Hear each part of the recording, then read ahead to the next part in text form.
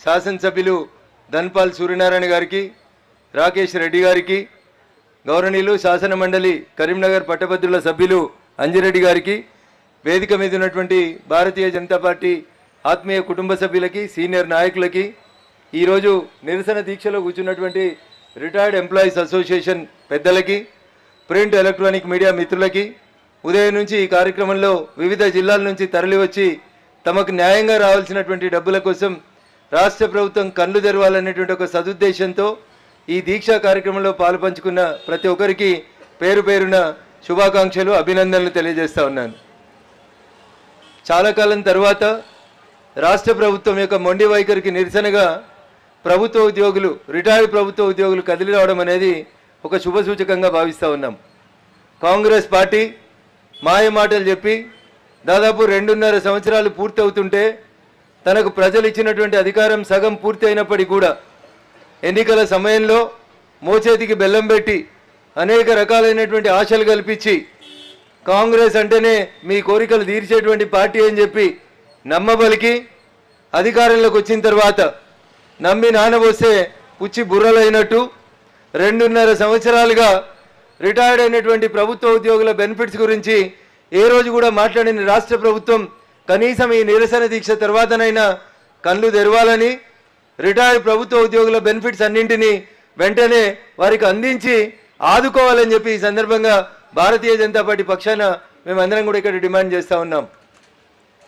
కాదు కూడదు, మొండికేస్తాం, ఇట్లానే చేస్తాం, పోయినైనా కూడా గిట్లనే చేసిండు, నేను కూడా గిట్లే చేసి టైంపాస్ చేసుకుంటూ పోతా అనే ఆలోచన ఒకవేళ ఈ రాష్ట్ర ప్రభుత్వానికి ఉన్నట్లయితే, అయ్యా రేవంత్ రెడ్డి గారు మీరు ఒకటి అర్థం చేసుకోవాలి.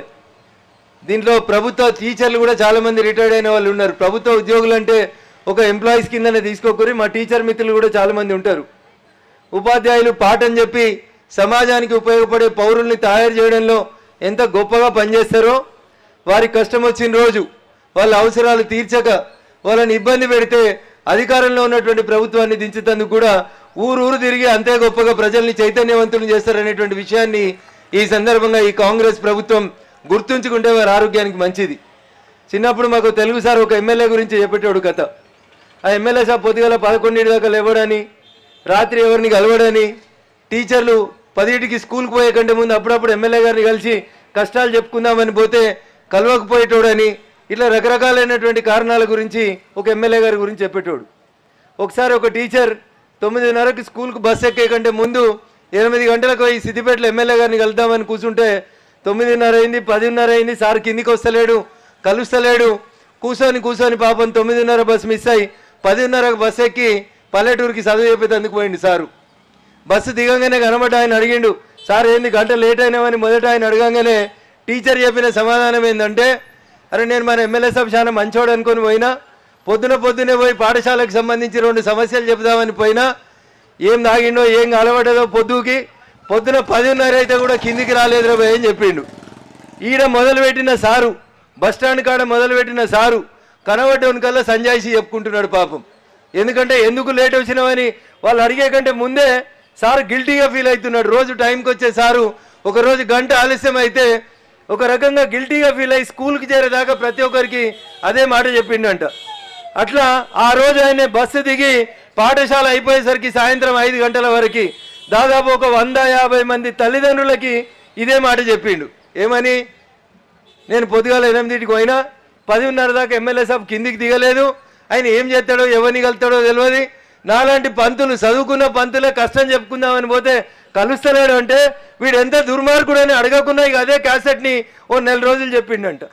4 రోజుల తర్వాత ఎమ్మెల్యే గారు ఆ ఊరికి ఏదో కార్యక్రమానికి పోయిండు. పోతే అందరు చెవులు కోరుకుంటున్నారంట. ఎమ్మెల్యే గారితో చెప్పే సాహసం ఎవరు చేయలేక చెవులు కోరుకుంటున్నారు. అందరూ ఆ టీచర్ గురించి, ఆ టీచర్ మంచోడు, మంచిగా టైంకి వచ్చేటోడు, ఒక్కరోజు 1 గంట లేట్ అయితే పాపం సారు ఒక 200 మందికి సంజాయిషి చెప్పుకున్నాడు, ఆయనకు తన డ్యూటీ పట్లున్న నిబద్ధత అని చెప్పి ఎట్లని చేసి ఎమ్మెల్యే సభకి మాట తెలవాలని అందరు చెవులు కోరుకుంటుంటే ఆఖరికి ఎవరో ఒక ఆయన స్వతంత్రం చేసిపోయి, సార్ మొన్న మన టీచర్ వస్తే నువ్వు ఇట్లా అవమానపరిచినవట, ఇట్లా జరిగింది అని చెప్తే పిలిచి వెంటనే ఆ రోజు సాయంత్రం ఇంటికి పిలిచి ఆయన సమస్యను అడ్రస్ చేసి ఆ తర్వాత సార్ సాయంత్రం చేసేటువంటి కార్యక్రమంలో చెప్పిండంట, అరే ఎవరితోడన్నా కొట్లాడ పెట్టుకోర్రా భయ్, కానీ పంతులతోటి కొట్లాడ పెట్టుకోకూరి, ఎందుకంటే పంతులు బడి టైం అయిపోయిన తర్వాత మళ్ళా పొద్దుగాల బడికి వచ్చేదాకా కనబడవనకాలు ఇట్లా చెప్పి ఒక ఊరు మొత్తం నాశనం చేసిండ్రు పోయి నన్ను. నాకు ఎంత మంచి పేరు ఉండేను ఆ ఊర్లే, నన్ను ఉత్త తాగుబోతాడని ముద్రేసిండ్రు పోయి ఆ ఊర్లే అని చెప్పి పంతుల గురించి చెప్పిండట. ఇలా ఈ పంతుల గురించి ప్రత్యేకంగా ఎందుకు ప్రస్తావన చేస్తున్నా అంటే, మొన్న ఎవరో ఆగమాగమై కొలువుకు రాజీనామా చేసినటువంటి ఒక ఐఏఎస్ ఆఫీసర్ని ఓ విద్యా కమిషన్ అని ఒక కమిషన్ పెట్టింది రాష్ట్ర ముఖ్యమంత్రి. పంతులకి తెలంగాణలో పైసలు ఎక్కువ వస్తున్నాయి, జీతాలు ఎక్కువ వస్తున్నాయి కాబట్టి పంతుల జీతాలు కోతగా వచ్చేందుకు ఆ ఐఏఎస్ ఆఫీసర్ అంట రికమెండేషన్స్ ఇచ్చిండంట. ముఖ్యమంత్రి గారు మొన్న ఆఫ్ ది రికార్డులో క్యాబినెట్లో అంటాడంట, మిగతా రాష్ట్రాలలో టీచర్ల జీతాలు ఎట్లున్నాయో ఒకసారి స్టడీ చేయండి అని. ఇవాళ దాకా ఈ దేశంలో ఏ రాష్ట్ర ప్రభుత్వం ఎంత తెలివి తక్కువ ముఖ్యమంత్రి కుర్చీలో కూర్చున్నా టీచర్ల జీతాలను తగ్గించాలని, టీచర్లను ఇంకొక రకంగా ఇబ్బందులకు గురి చేయాలనే ఆలోచన ఎవరూ చేయలేదు. ఎందుకంటే పంతులతోటి పంచాయతీ పెట్టుకున్నాడు, గోక్కున్నాడు, ఎవడు మళ్ళీ అధికారంలోకి రాలేదు. అందుకని ఆ ఆకునూరు మురళీ సార్ అనేటువంటి రిటైర్డ్ ఐఏఎస్ అధికారి ఇచ్చినటువంటి విద్యా కమిషన్ నిబంధనల్ని, ఏకసభ్య కమిషన్ నిబంధనల్ని ఒకవేళ నువ్వు అమలు చేస్తే ముఖ్యమంత్రి గారు, ఇప్పటికే రిటైర్డ్ ఉద్యోగులు నువ్వు ఏమనుకుంటున్నావు, వీళ్ళు ఏం చేస్తారు పాపం, వయసు అయిపోయింది, తిరగలేరు, మాట్లాడలేరు, మాకు వ్యతిరేకంగా ఏం చేయలేరు అని అనుకుంటున్నామేమో. వెనకడికి మేము చిన్నగా ఉన్నప్పుడు తిరిగి చెప్పాల్సి వస్తుండే, కానీ ఇలా వాళ్ళ చేతులలో ఉన్నటువంటి వాళ్ళ సెల్ ఫోన్లే AK-47 కంటే ఎక్కువగా పిరంగుల్ని కురిపిస్తాయి. ఖచ్చితంగా నువ్వు వాళ్ళకి ఇవ్వాల్సినటువంటి బకాయిల్ని ఇవ్వకపోతే ఖచ్చితంగా AK-47 నుంచి వచ్చే బుల్లెట్లలో నీ శరీరం ఛిద్రమవుతుంది. మళ్ళా కాంగ్రెస్ పార్టీ అనేది రాష్ట్రంలో అధికారంలోకి రావడం అనేది కళ అనేది ఒక్కసారి రేవంత్ రెడ్డి గారికి ఈ సందర్భంగా ఈ వేదిక నుంచి రిటైర్డ్ ప్రభుత్వ ఉద్యోగులందరి పక్షాన ఒక హెచ్చరిక జారీ చేస్తా ఉన్నాం. ఇలా కాంగ్రెస్ పార్టీ ఆడ వికారాబాద్లో ఏదో కార్యక్రమం పెట్టుకుంది. అసలు ఆయనకు పార్లమెంట్లో ఏం మాట్లాడాలో తెలియదు, లీడర్ ఆఫ్ అపోజిషన్ ఏం మాట్లాడాలో ఎట్లా మాట్లాడాలో తెలియనటువంటి ఆ నాయకుడిని తెచ్చి వీళ్ళు శిక్షణ తరగతులు చెప్తున్నారు. ఎవరికి? కాంగ్రెస్ పార్టీ జిల్లా అధ్యక్షులందరికీ, తెలంగాణ ఆంధ్రప్రదేశ్ DCC అధ్యక్షులందరికీ ఏం తెలియని పప్పు ఎలియాస్ అప్పు వచ్చి ఇలా క్లాసులు చెప్తాడట పొద్దుటి నుంచి సాయంత్రం దాకా. అయ్యా మీ పప్పుకే పార్లమెంట్లో ఏం మాట్లాడాలో తెలియదు, ఆయనతోటి శిక్షణ తీసుకుంటే ఈ DCC ప్రెసిడెంట్లు రేపు కాంగ్రెస్ని ఎట్లా కాపాడుతారు అనేది ఒకసారి కాంగ్రెస్ నాయకత్వం ఆలోచించాలి.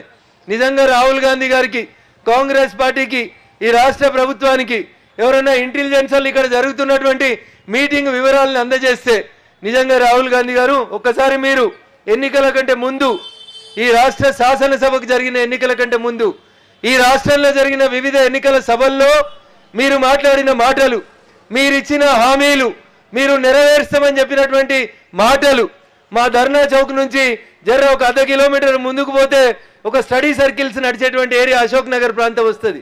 ఒక్కసారి గాడికి రాహుల్ గాంధీ అప్పుడప్పుడు ఎవరికి చెప్పకుండా ఆడికి పారడైజ్ పోయి బిర్యానీ తింటాడు అని చెప్తారు. అయ్యా రాహుల్ గాంధీ గారు, నీ రాష్ట్రంలో కాంగ్రెస్ పార్టీ పాలిస్తున్న ఈ రాష్ట్రంలో మీ ముఖ్యమంత్రి గారి పనితీరు పట్ల నీకు విశ్వాసం ఉంటే అవ్వ బువ్వ ఉడికిందా అంటే 2 మెతుకులు చూస్తుంది. సెక్యూరిటీ లేకుండా అశోక్ నగర్ చౌరస్తా దాకా వచ్చి ఆడ IAS స్టడీ సర్కిల్స్లో, ఇతర స్టడీ సర్కిల్స్లో చదువుకుంటున్నటువంటి నిరుద్యోగులని 2.5 ఏళ్లలో మా రేవంత్ రెడ్డి గారి పాలన ఎట్లున్నదని ఒక ఒపీనియన్ కలెక్ట్ అయ్యి ఒక 5 మంది పిల్లలతో మాట్లాడిపో చెప్తారు. నీకు ఇంకా ఒప్పుకుంటే మా ధర్నా 4కి అయిపోయినాక ఈ దారెంబడిపోతున్నటువంటి మా రిటైర్డ్ ప్రభుత్వ ఉద్యోగుల్ని ఎవరినైనా ఒక 2 పలకరించి చూడు. మీ రేవంత్ రెడ్డి గారి పాలనకి రెఫరెండంగా మా టీచర్లు, మా రిటైర్డ్ ప్రభుత్వ ఉద్యోగులు ఇచ్చేటువంటి మార్కులు ఎట్లుంటాయో ఒకసారి రియలైజ్గా. ఇంకా 2.5 సంవత్సరాలు నీకు అవకాశం ఉంది. నిజంగా నీకు నేర్చుకోవాలని ఉంటే, సరిదిద్దుకోవాలని ఉంటే, కాంగ్రెస్ భవిష్యత్తులో ఎప్పుడన్నా అధికారం కోసం ఆలోచన చేయాలనుకుంటే వెనకడికి రాజులు, యువరాజులంతా ప్రజలలోకి మారువేషాల్లో పోయి ప్రజలు ఏమనుకుంటారో తెలుసుకుందరంట. ఒక్కసారి ఇలా ఇందిరా పార్క్ పరిసర ప్రాంతాల్లోకి వెళ్ళి రాహుల్ గాంధీ గారు మారువేషంలో వచ్చి ఇక్కడ ఏం జరుగుతుంది, తెలంగాణ ఏం కోరుకుంటుంది, రేవంత్ రెడ్డి పాలన ఎట్లుందని ఒక అర్ధగంట తిరిగిపోతే చదువుకునేటువంటి నిరుద్యోగులు దగ్గర నుంచి మొదలుకుంటే రిటైర్డ్ అయినటువంటి ఎంప్లాయీస్ యొక్క కంఠశోష